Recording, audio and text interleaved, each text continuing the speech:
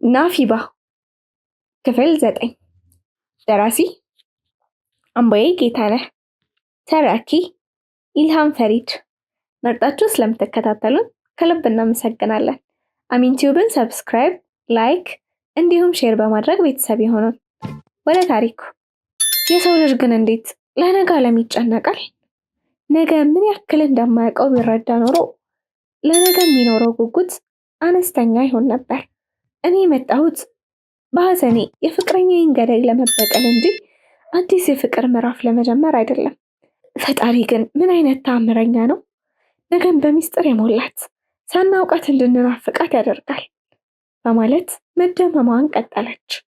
ሜላት ለሸዋንግዛው በቅርብ ቀን እንደምትሄድ የነገረችው የማንቂያ ደውልና የሆነች ነገር ለማየት እንጂ ወደ ካናዳ መመለስ እቅድ ኖሯት አይደለም። በቀናቶች ሂደት በጣም ወደዋለች። በተለይ ለማያ ያለውን ፍቅርና ታማኒነት ከምንም በላይ ለሱ እንድትገዛለት አድርጓታል። ማንኛውም ወንድ ራሱን ሆኖ ከቀረበ ምንም ባይኖረው እንኳን የአንዲትን ሴት ቀልብ መሳብ አይቀርም። ራሱን መሆኑንና ከማስመሰል የጸዳ ማንነቱ ይጋባባታል። ሳታውቀው ከወደደችው ማንነቱ ጋር ትዋሃዳለች። ለራሱ እስኪገርመው ድረስ እሱም ይወዳታል እና እኔም በዛ አምናለሁ። አንድ ሰው ያለውን ሳይሰስት ይስጥ እንጂ የሌለውን ነገር እንዳለው ማስመሰል ማንጸባረቅ የለበትም። ሜላት በስሱም ቢሆን በሸዋንግዛው ተስፋ አደረገች። ቢያንስ እንደሚወዳት ባታውቅ እንኳን እንዳትሄድ መፈለጉን አውቃለች። ይህ ደግሞ የፍቅር መንደርደሪያው ነው። በዛ ላይ ሸዋንግዛው ማንም ሰው ከልጆቹ ጋር እንደማያስታውቅ በሚገባ ታውቃለች። እነሱን ላስታውቅሽ ማለቱ አንድ የፍላጎቱ ማሳያ እንደሆነ ስለተረዳችም ደስ ብሏታል። ይህ አንዲት የሚወዳትን የልጆችን እናት ያጣ አፍቃሪ ሊያሳይ ይችላል ተብሎ ከሚታሰበው በላይ ትልቅ መንደርደሪያና የተሰጠ የተስፋ ጭላንጭል ስለሆነ ሐሴት አድርጋለች። ሸዋንግዛው መስፍን ባይነግራት ኖሮ በተአምር ዮዳይ ከሷ ውጪ ሲወሰለት እንደሆነ የተገደለው አይነግራትም ነበር። ይህንንም በሐሳቧ ስታስተነትን ላለመናገር የፈለገበትን ምክንያት ስታመነሽግ የእሱ ሰዋዊነት ሩቅ ሆነባት። ማንም ሰው በዚህ ልክ ማሰብ ይችላል ከሸዋንግዛው ውጪ ስትል በመስታወት ቆማ ከራሷ ጋር ትነጋገር ጀመር። የአይኖቿን ከርፎች በጣቷ እየነካካች ቀኝ ቅንድቧን በመሃል ጣቷ እየዳበሰች ከራስ ፀጉሯ እስከ እግር ጥፍሯ ራሷን ትመለከት ጀመር። አሁን አንቺ የሸዋንግዛው ተወዳጅ ልጆች እናት መሆን ትችያለሽ። የሸዋ ብራኬና ላዛር እስክታውቃቸው በጣም ጓጉቻለሁ ስልሽ እያለች ከንፈሯን ወደ መስታወት እያስጠጋች ትነጋገራለች። ምርመራችን ቅደም ተከተሉን በመያዝ እየተከናወነ ነው። የወይዘሪት ማህሌት ስልክ ወደ ቴሌ ልከናል። ይኖርበታል ያለችን ቤትና የመታወቂያ ቁጥር የወጣበት ቦታ የተለያየ ነው። መታወቂያ የወጣበት ቤት ስንሄድ የቤቱ ባለቤት ፖላንድ እንደሚኖር ያሉት ሰዎች ባደራ መልክ ተከራይተው የሚኖሩ እና የሚጠብቁ ናቸው ተብሏል። እነዚህ ሰዎችን ስራችንና ስነ ምግባራችን በጠበቀ መልኩ ጠይቀናቸዋል። ነገር ግን እኛ ስለምንላት ልጅ ምንም አይነት መረጃ እንደሌላቸው እነሱም መታወቂያውን እንዳላወጡላት ከናካቴው እንደማያውቋት ተናግሯል። ስለዚህ አለቃ ይህ የተቀነባበረ በእውነተኛ መንገድ ላይ የተመሰረተ የተተበተበ የወንጀል ቅንብር ነው አለ ረዳት መርማሪ ማስረሻ አለበል። ኢንስፔክተር ሸዋንግዛው ለብዙ ደቂቃ ካዳመጠው በኋላ ራሱን እየወዘወዘ እዚህ ወንጀል ጀርባ ግን የምርመራ ቅደም ተከተለን የእኛን አሰራር በሚገባ የሚያቅሰው ጭምር የተካተተበት ነው መሰል። በጣም በጥንቃቄ ነው የሚከውኑት አለ ለራሱ። ምን አልከኝ አለቃ አለ ማስረሻ እሱን ያናገረው መስሎት። አይ ወዲህ ነው ከራሴ ጋር ነው ሲል መለሰ። ማኩተርተሙንም ቀጠለ። የራሳችንም ጓዳ መፈተሽ ግድ ይለናል ብሎ ለራሱ ከወሰነ በኋላ ልክ ነህ፣ የመኪናውም ታሪክ በማህሌት ላይም ተደግሟል።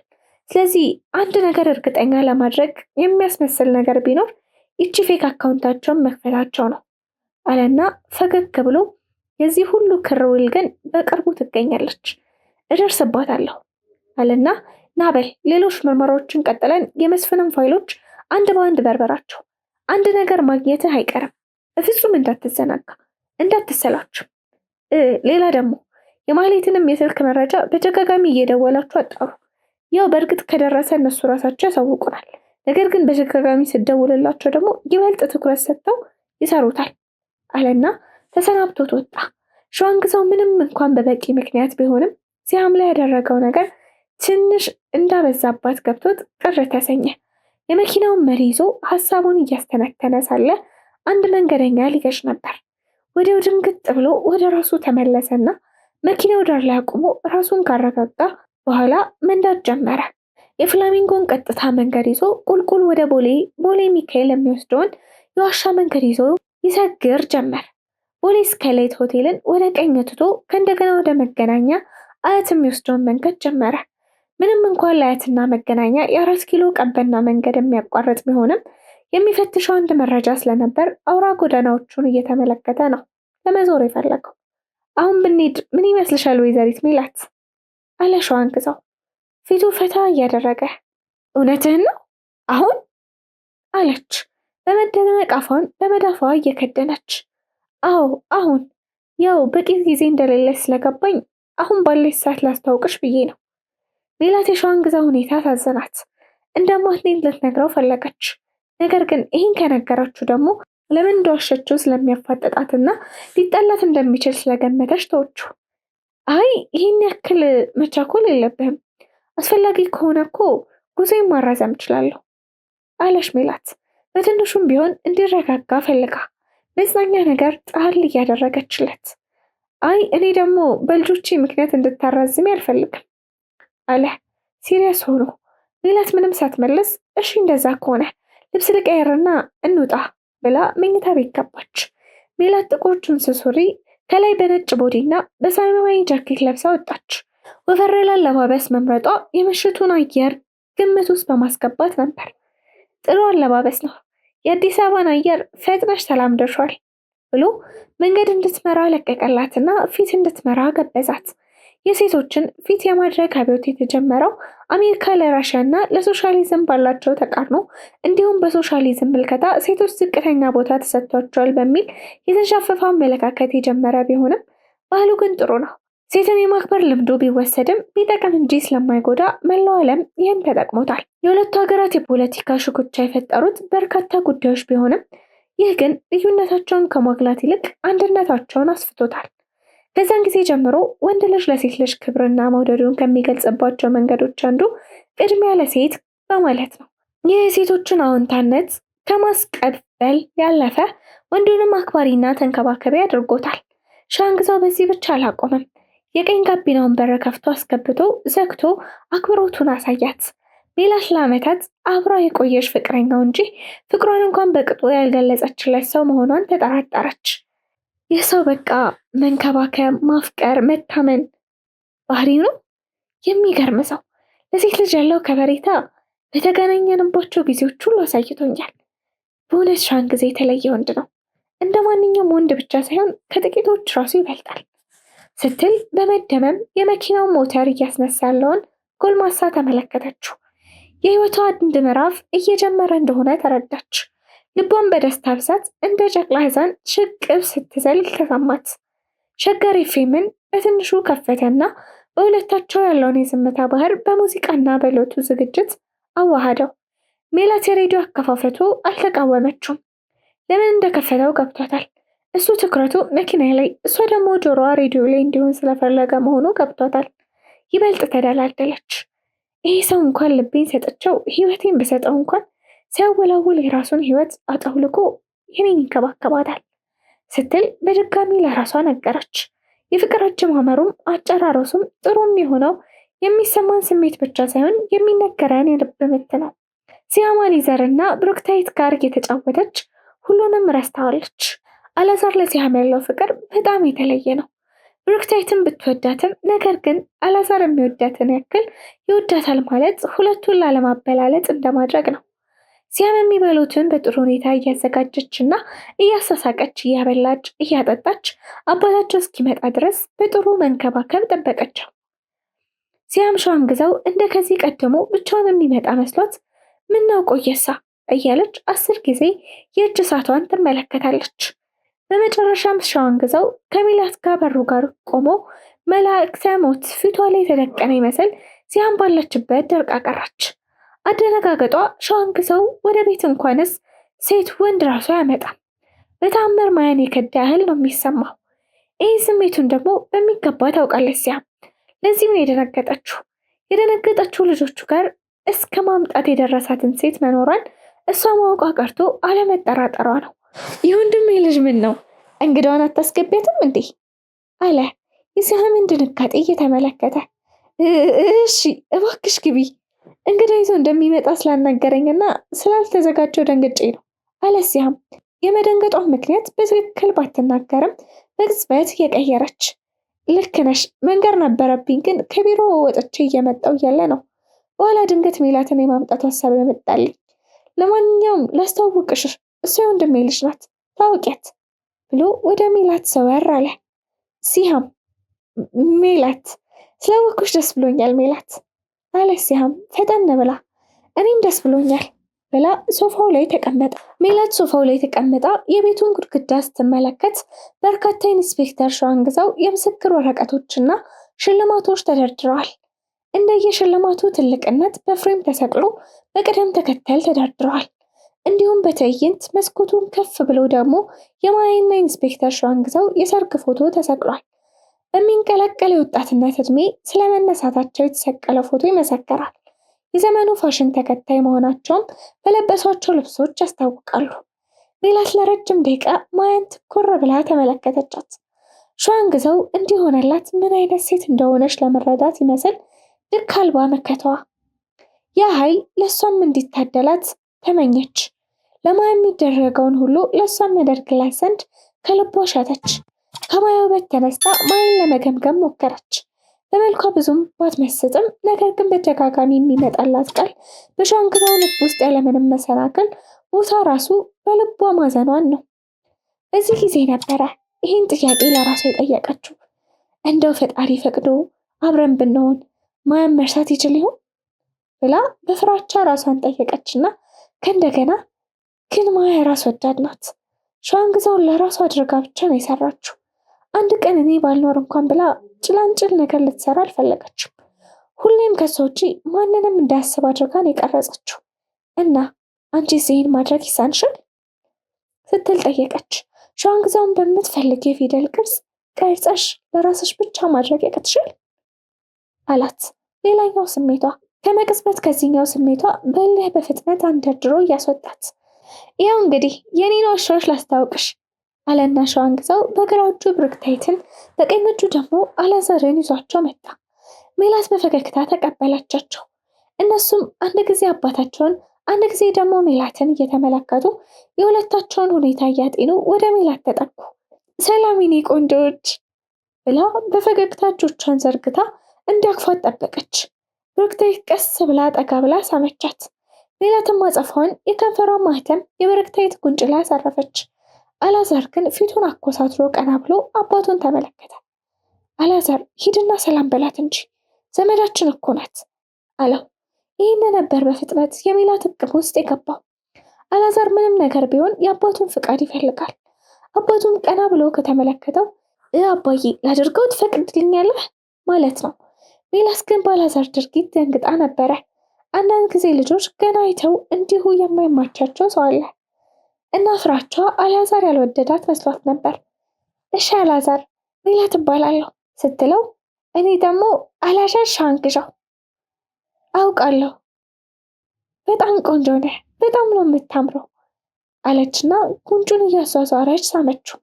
አንቺም ታምሊያለሽ አለ አላዛር እንደ መስከረም የጓሮ ባህር ማሽላ እሸት በሚጣፍጥ ቃላቶቹ። እውሽ የኔ ጌታ አመሰግናለሁ ብላ እቅፍ አድርጋ ፀጉሩን ትሰማ ያዘች። አላዛር ቀና ብሎ ተመለከታትና ሽክሽን ሽጭኝ አላት። የዚህ ዘመን ልጆችና ስልክ እጅና ጓንት ናቸው። የስልክን ጥራትና ምንነት ጥንቅቅ አድርገው ያውቃሉ። የሚበሉትን ሁላ ስልክ ተሰጥቷቸው የሚፈልጉትን ጌም እየተጫወቱ ነው። የአላዛር የስልክ ጥያቄ ከጌም የዘለለ አይደለም። አላዛር ምን ብዬህ ነበር? ስልክ ማንንም እንዳትጠይቅ አላልኩም ነው? የአባት ምክር አይሰማም ብሎ ኮስተር አለበት። እሺ አባዬ በቃ አቀበላትም ታዩ እሺ አለ አንገቱን ጠንዘል አድርጎ። ሜላት ሸዋንግዛውን በዓይኗ አናገረችውና ፍቃድ እንዲሰጠው ጠየቀችው። በቃ እሺ ተቀበል፣ ግን አሁን የፈቀድኩልህ ሜላት ስለሆነች ነው፣ ሌላ ሰው ግን እንዳትጠይቅ እሺ አባዬ ብሎ አቆላምጦ አናገረው። እሺ አባ፣ አሁን ብቻ ነው የምፈልገው አለና አባቱ ሀሳቡን ሳይቀይር ቶሎ ብሎ ስልኳን ተቀበላት። ዘመናዊ አይፎን 11 ፕሮ ማክስ። አላዛር ስልኩን ሲያየው ይበልጥ ወደደው። አይፎን ስልክ በጣም ነው የሚወደው አለና ሻንክሰው የሜላትን መገረም ለማለስለስ ሞከረ። መስፍን ባለቀው መገፋት እየተብሰለሰለ የፖሊሶችን ጥያቄና ፍርድ ብቻ ላለመጠበቅ አለ የሚባል ጠበቃ ቀጥሮ ከወዲሁ ያሉበትን ጉዳዮች አንድ በአንድ አስረድቶ ነፃ የሚሆንበትን እድል ለማወቅ የጠበቃውን ንግግር ብቻ እየተጠባበቀ ይገኛል። ስራው በከፊልም ቢሆን ተበላሽቶበታል። ያስቀመጣቸው የክፉ ቀን ይሆኑኛል ያላቸው ደንበኞቹ ሳይቀሩ በአንድ ጊዜ ሽፍት አድርገውበታል። መስፍን ምንም እንኳን ባለቀው ድርጊት ቢበሳጭም ነገር ግን እሷን ለመጋፈጥ የሚያስችል አቅም እንደሌለ ያውቃል።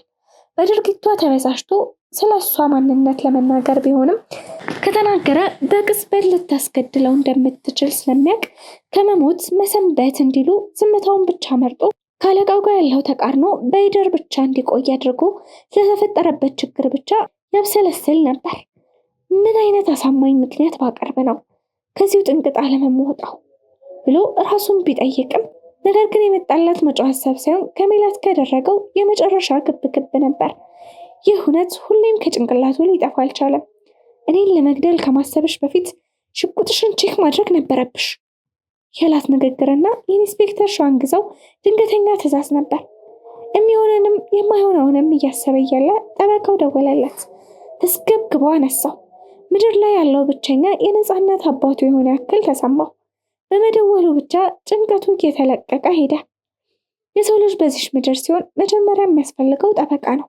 ለዛውም እንኳን ከሰው ከሰይጣን ጋር ሁሉ ተማክቶ ነፃ የሚወጣበት እሳት የላሰ ጠበቃ፣ አንቀጽና ቁጥር ብቻ አላትሞ ነፃ የሚወጣ ከዘላለም እስራት የሚያስፈታ ጠበቃ ነው እያለ በውስጡ አካውንቲንግ ምናምን ከማጠና ምን አለ ህግ አጥንቼ ቢሆን ይለና ከእንደገና ደግሞ ህግን ባጠና የምጠቅመው ሌሎችን እንጂ ራሴን አይሆንም፣ መቼም ለራሴ ጠበቃ ሆኜ መቆም አልችልም በሚል ሀሳብ ውስጥ ሆኖ ያወራል። ራሱን እየነቀነቀ ጠበቃው የሚለውን ቃል በቃል ይሰማል። በዚህ ሰዓት ከነፍስ አባት ቃል ይልቅ የጠበቃው ቃል ይበልጣል የሚል ይመስላል። የሐኪም ትዕዛዝ የጠበቃ ትዕዛዝ የሚያመሳስላቸው ብዙ ነገር አለ አለና በተናገረውም ባሰበውም ነገር ላይ ከልቡ ሳቅ አለ። ፈገግታው ግን የምጸት ሳይሆን ከልቡ ነበር። ጭንቅላቱ ላይ የፈጠራቸው ሀሳቦች ከልቡ አስቀውታል።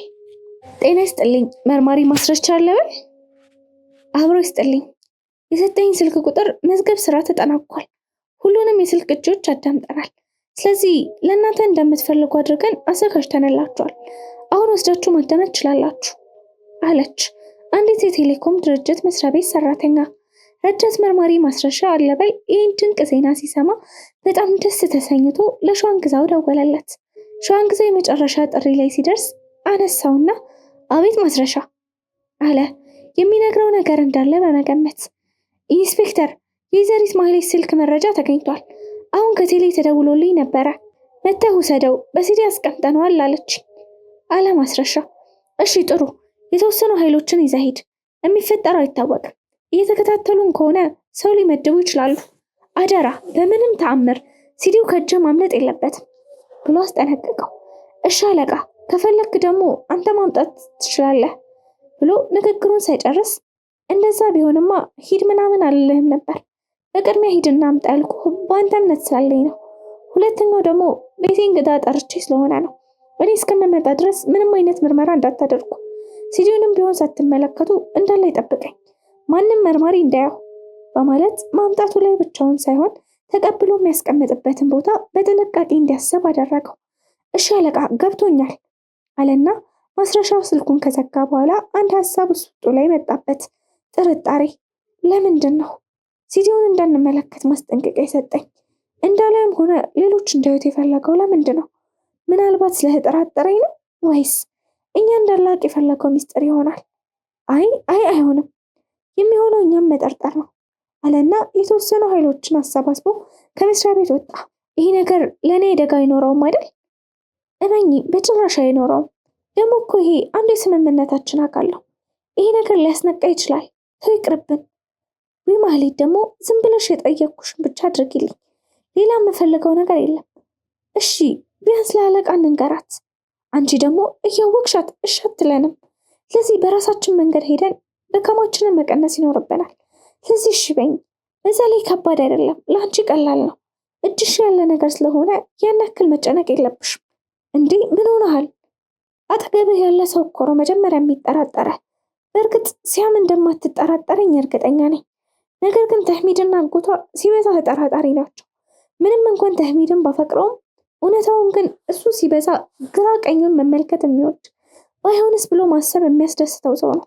እና ከነሱ አፍ ከገባ ይሄ ጉዳይ መነሻውም ከሲያም ጋር ከሆነ እውነተኛን ለማደን ይቃረባሉ። ስለዚህ መስፍኔ ሌላ ፕላን ካለህ ንገረኝ። ይህም ማድረግ ለምን እንደሆነ እንጃ ቅር እያለኝ ነው። ምንም ደስ አላለኝም አለችው። አንቺ ደግሞ ዝም ካልኩሽ ትቀጥያለሽ።